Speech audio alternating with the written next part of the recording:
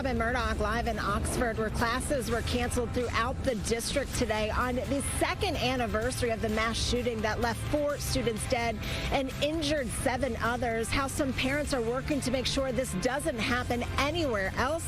In my live report. Good morning, Amy. Good morning, Robin. Also this morning, we are learning more about the disturbing driving record of a DDOT bus driver. Geraldine Johnson had 19 accidents on the job and is now accused of killing 2 people while behind the wheel.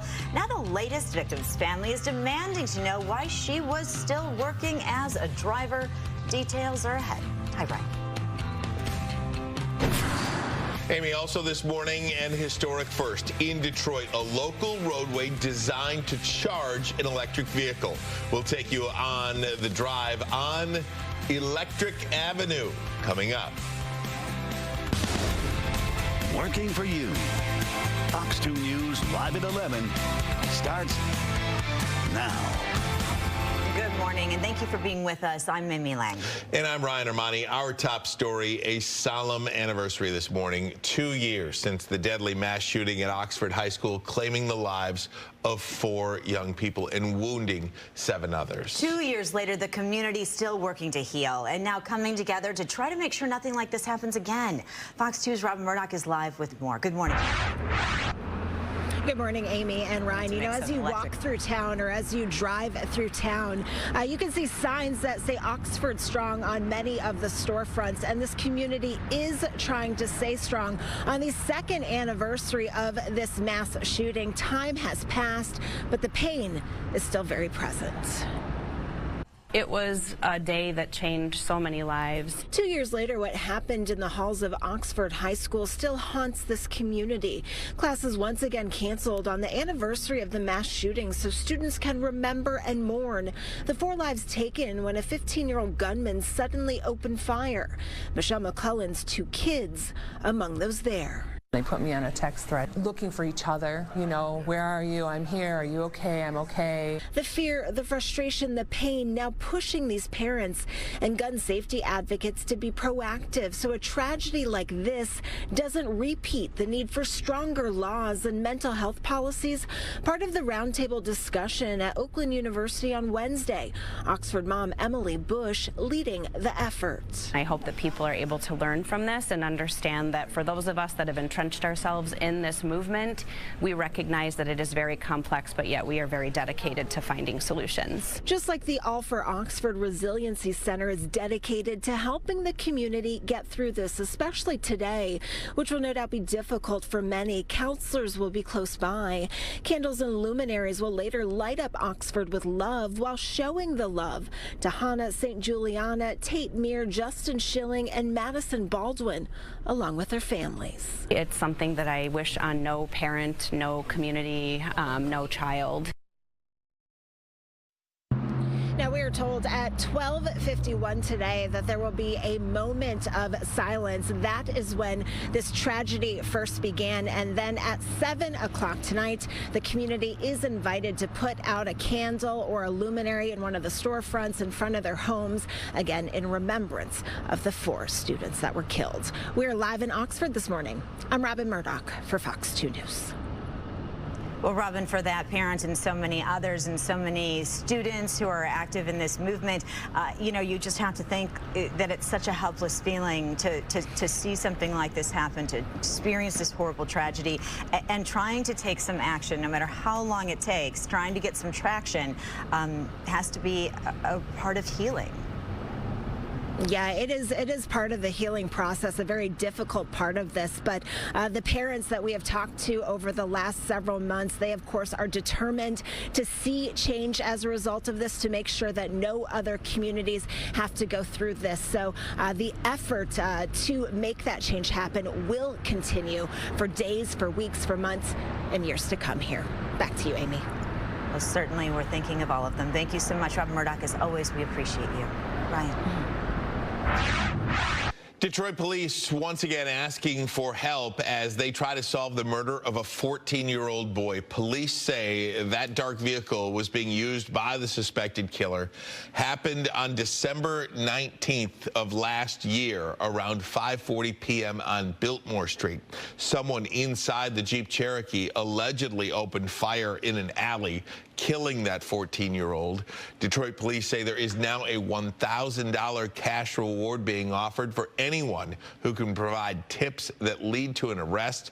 If you think you can help, you're asked to call Detroit police or submit information to DetroitRewards.tv. DetroitRewards.tv. Also this morning, a tragic update from mid-Michigan. That's where police believe a woman who went missing more than a month ago has been found dead. A hunter was in a wooded area in the community of St. Charles in Saginaw County when his dog discovered human remains. Investigators believe it is Flushing resident Kelly McWhirter. They suspected her estranged husband, Stephen Higgins, killed her and dumped her body before taking his own life. There was significant trauma to the body. There were clothing matches that indicate the last known clothing that Kelly had on that day, October the 14th. I want to thank the individual who called. I want to thank the investigators that have worked so hard to make this day come. And to the family, we've stayed in contact with you. I wish I could do more. Now, the Genesee County Sheriff says dental records and DNA will be used to confirm her identity. And in Detroit, no charges will be filed against a store clerk who shot and killed a 17-year-old man inside a gas station. The Wayne County prosecutor says the 28-year-old employee was acting in self-defense when he was confronted by the teen at the Citgo station on Dearborn Street near I-75. Happened last Saturday morning. Investigators say the teen walked in and went behind the counter. When the clerk confronted him, he saw the teen holding an object with his hands together, pointing as if he had a gun. The clerk shot him several times, killing the teen. Well, happening right now, police are looking for the driver of this black Cadillac DTS. That person is wanted for striking 3 women with the vehicle Saturday night on Detroit's west side in the area of Rutland and Schoolcraft. 2 of the victims, who are 25 and 34 years old, remain in critical condition. The 3rd victim, a 50-year-old woman, is stable. Anonymous tips can be made to Crime Stoppers at 1-800-SPEAK-UP.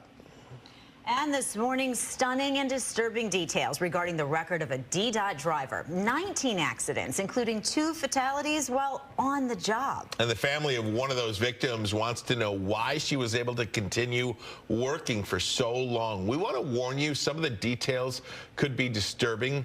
Here's Fox 2's Jessica Dupnack. How in the heck was she able to keep her job? That is the logical question. That was my first response when I started investigating all of these priors. 19 on-the-job accidents, including 2 fatalities during Geraldine Johnson's tenure with DDOT as a bus driver, and several write-ups for reckless driving. I'm concerned that there may be other bus drivers on the road right now similarly situated, and there may be future victims. Attorney Heather Atnip is representing the family of 67-year-old Janice Bauer, hit and killed by Johnson this past summer. There she is, crossing the street with a walk signal at Congress in Griswold downtown, heading to work, when Johnson makes a left turn, running Janice over twice. Atnip says data from the bus shows she actually accelerated upon impact, causing the second set of tires to crush Bauer. What's interesting is that Ms. Johnson never left the bus to go and check on the individual that she had just ran over. She remained in the bus screaming the entire time. Seconds before, in-bus video shows Johnson talking to a passenger where she's not supposed to be. And then here's the audio of Johnson as she hits Janice. Identical to her reaction while running over and killing a passenger, Joey Davis, as he pulled his bike from the rack on the front of her bus in 2015. After that incident, personnel records show Johnson took almost 2 years off on medical. Per the contract through Homologated Transit Union, an employee off the job for 18 months or more can't be disciplined, and the record is wiped clean. Johnson requested to be taken to the hospital after hitting Janice too. Even Detroit police officers at the scene knew the driver by name. Listen to their body-worn cameras. many times she done hit somebody, killed somebody. Remember what my man said at the law department. He was like, her again? He said, this is our third or fourth case with her. While the city and mayor's office are not commenting on the civil suit AtNip plans to file, Deputy Mayor Todd Bettison said this: the fact that existing policies were not able to prevent the driver's second fatal accident is a serious concern for the mayor, and we're exploring potential changes to better prevent such accidents in the future. The loss for the Bauer family, unimaginable, especially for one of Janice's siblings who's disabled. And she was the primary caregiver and social companion. They were best friends. And so, you know, there's been a great loss to the family. And that was Fox 2's Jessica Dupnack reporting. As Jessica said, Johnson is facing a misdemeanor for that deadly case. Pretrial is set for Monday.